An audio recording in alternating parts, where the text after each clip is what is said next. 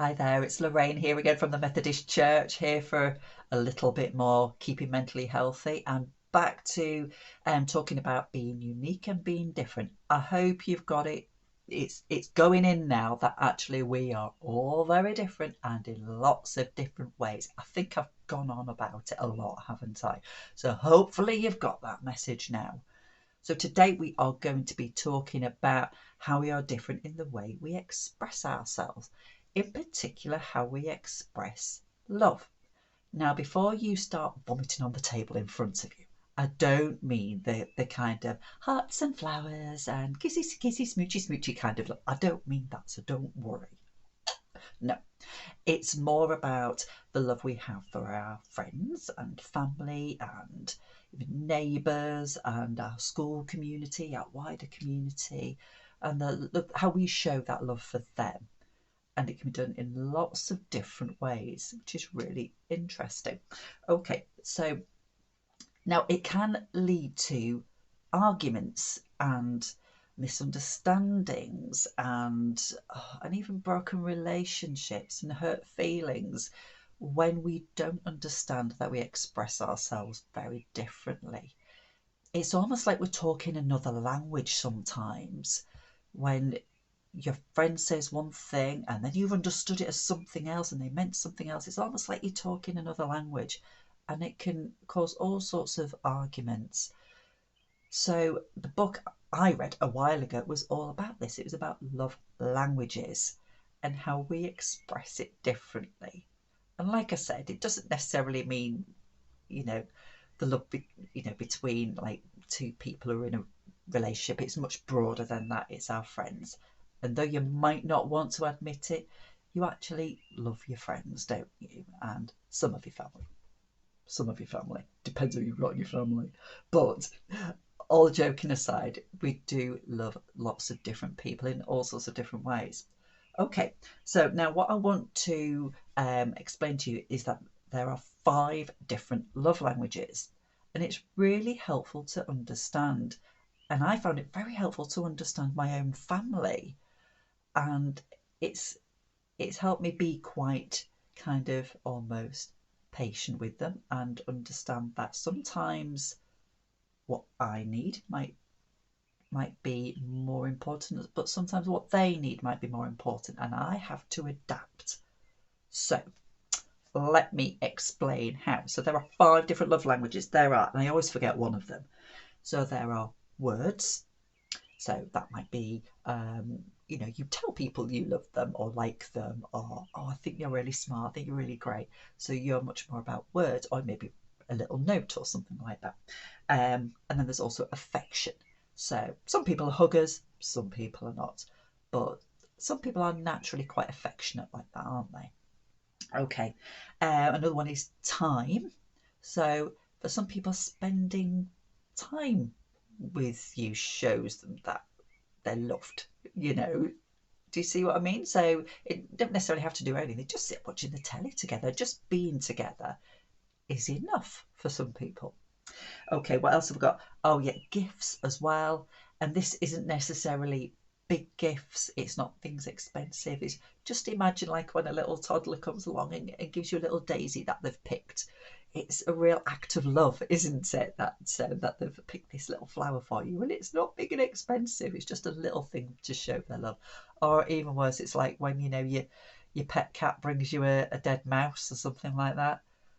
It's kind of their way of showing love. I don't get it myself, but you can kind of see.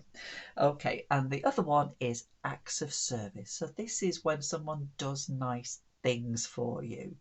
Okay, so let me see. Now my daughter kind of got this quite quickly. I think she'd understood it without really even thinking about it very much. Because when I first read the book, it got me to wondering, oh, what about my family? How do they express love and things? So I said to her, so you know mum and dad love you, right? And she went, yeah. And I said, okay, how do you know that? How do you know mum loves you? How do you know I love you? And she said, well, you you tell me, and you give me big hugs. Ah, okay. So she'd already kind of cottoned on to the fact that my love language is words and affection. So I said, right, Dad, you know Dad loves you, right? Yeah. How do you know Dad loves you? He makes me pancakes, she said. That's exactly right. All joking aside, that's it. My husband is much more about doing nice things for people. That's how he shows us he loves us. So, okay. Now, the problem comes when perhaps we don't kind of understand that. So, you might think that if your love language is words, you like to tell people you love them. You might think that they don't like you or love you because they never tell you, but they might show you in different ways. Do they maybe always bring you a little gift, or do they, um, or or do they give you a hug, or do they do nice little things for you? They're showing you in different ways. Now, sometimes it's important to know that what to know what your own love language is, and sometimes you need to receive it in that way as well. So if I haven't had a hug for a long time, that's really hard for me. I find that really hard. I just need a hug. So thankfully my daughter's great at giving hugs, so I get lots of hugs from her. But if I if sometimes the other person needs to their love language need to take priority, if you like. And I'll give you a good explanation. So my eldest, my son, he is his love language is gifts. And I found this out one day when I was thinking about all this. I thought, okay, I wonder what his love language is. And then I found out I'd put a sausage roll in his packed lunch.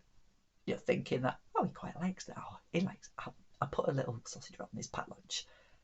And so he picked up his packed lunch to put it in his bag, and he went, "Oh, Mum, you've given me a sausage roll," and came up and gave me the biggest hug. And of course, because that's not my love language, I went, "That's okay, son." Didn't really appreciate it. But for him, whose love language is gifts, it meant the world. It doesn't have to be a big thing, but it just meant a lot. And I showed him I love him. So every now and again, I'll do little things like that. It might just be his favourite chocolate bar, or, just something little. But he appreciates that I love him in that way. But he's not a hugger. He's not a hugger. So just putting that out there, doesn't like it. So when we all go back to normality a bit more and allowed to hug, he's not going to be hugging anybody. Didn't like doing it before, he's not going to start now. So no, so he's not a hugger, but he recognises that I am. And if ever I've had a bad day or been a bit upset, he'll see that I'm upset, and his instinct is just come and bring me a biscuit, because that is what he would want to do. But he's recognised that actually I just need a hug. So he'll come over and give me a hug. It might be a bit like that. "Oh, you're all right, Mum. You're all right." But I appreciated to know that actually he's really made the effort to show me that he loves me when I needed it most. Okay, so what I'm going to do now for the activity is I'm going to give you a big sheet like that with the 5 love languages down the side. What I want you to have a think about now is, in the space next to it, I want you to think of people who have that particular love language as their favourite. We might all have a little bit of this and a little bit of that and do different things sometimes, but we might prefer mostly one way. So have a little bit of a think. So it might be that your sister loves hugs. Okay, so that might be a nice easy one. How can you show them that you appreciate them? I'm not saying you go home and give her a big hug. You can do if you want to, but maybe when they most need it, can you give them a hug that day or something? Is that something? And it might not be something that you would prefer to do. You might prefer to show it in a different ways. But when they most need it, can you do that for them, do you think? Okay, so yeah, there'll be a few of those. So just have a little think about all of those things. You might also want to have a little think about people that you sometimes maybe often struggle with, and that might be a sibling, brother or a sister, or there might be someone in the playground that you often just struggle with, and maybe you express yourselves in different ways. Okay, so just have a little bit of a think about that, and it's really, really handy to to help you understand people around you, especially those closest to you, and it can just avoid some of those hurt feelings and arguments sometimes. So, if you know that somebody's love language is words, they're going to be, if you say a comment like, oh, no, that's silly, or whatever, they are going to be extra hurt almost by what you've said. You know, they you might think they're overreacting to something because that's not how you meant it. But because their love language is words, they're going to be really hurt by that. So it just might help us all understand each other a little. Oh, my camera's just gone down. I'll adjust that a little bit. I'm going to keep that in the video, I think. See, this is what happens when you're filming, isn't it? No, it's going to go back again. All right, I'm going to leave it there, fix my camera. Okay, have fun with that activity. See you later.